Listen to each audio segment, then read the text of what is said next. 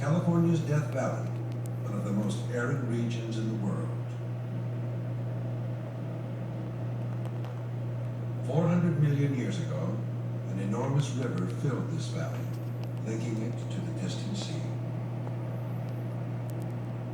It was here that the fossils of the first fish to brave the freshwater habitat were found. It had taken them 60 million years to gain access to these estuaries.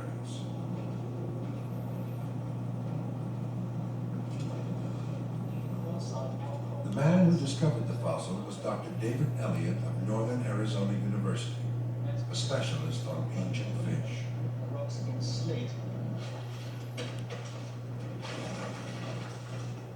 Tons of earth and sand formed sediments at this site, deposited by the river that ran through Death Valley eons ago.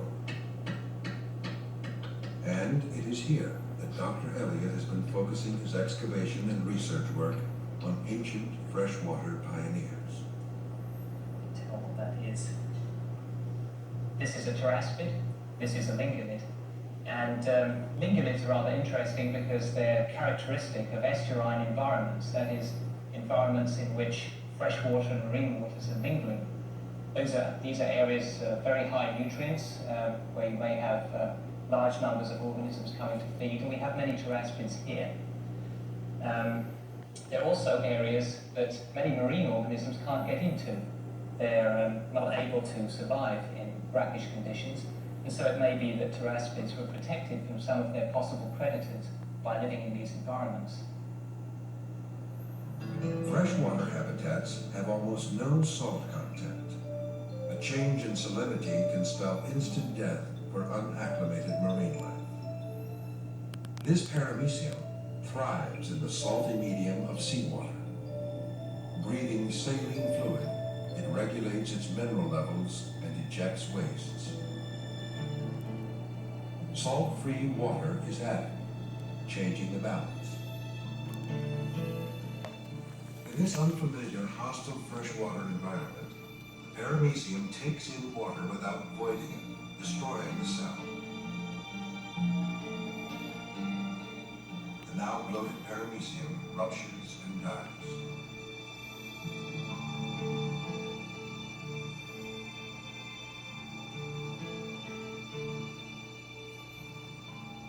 Pteraspis is about 8 inches long, its head covered with tough, bony armor, and its body with primitive scales. Unlike paramecium, Pteraspis managed to adjust to this new freshwater habitat with a little creative bioengineering.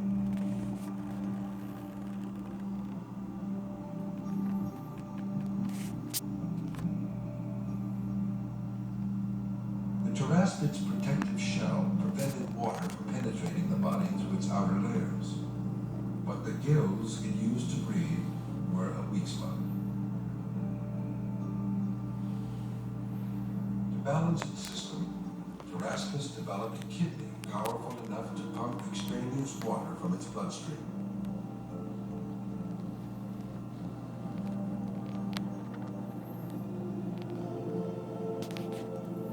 Transforming its physiology was a major evolutionary breakthrough for the first freshwater fish, but it was only a first step.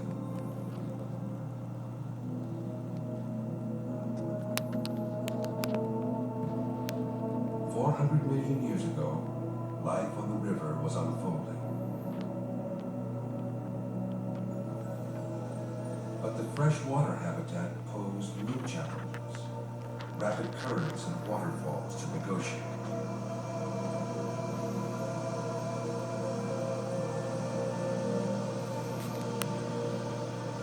It took millions of years for marine life to adapt to these new ecosystems. To survive here, Earth's first fish would experiment with many anatomical designs.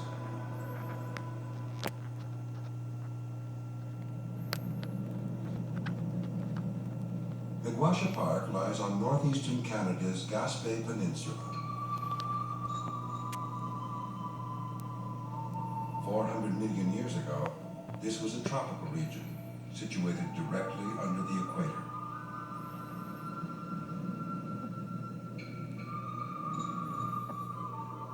Etched in this meandering stretch of cliffs is the 20-million-year history of fish evolution. Fossils of freshwater pioneers, fish with fins to resist river current, carnivorous fish with jaws and teeth, There's some layers. and a peculiar fish entirely different from any of the others. This fish had a backbone.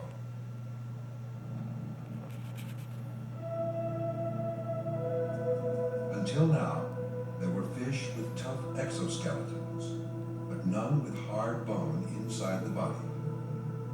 Carolepis, the earliest creature with a spine, appeared 390 million years ago. The most common fish today, the bony fishes, are its direct descendants.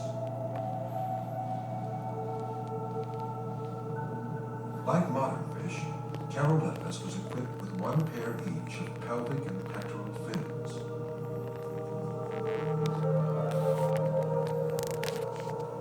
It was sleek, with jaws and sharp teeth for catching prey.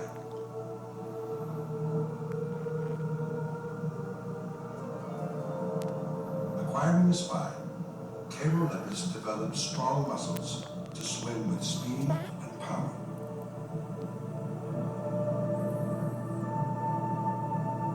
But there were other agile swimmers in the river that had managed to do without one. Why then did the backbone develop?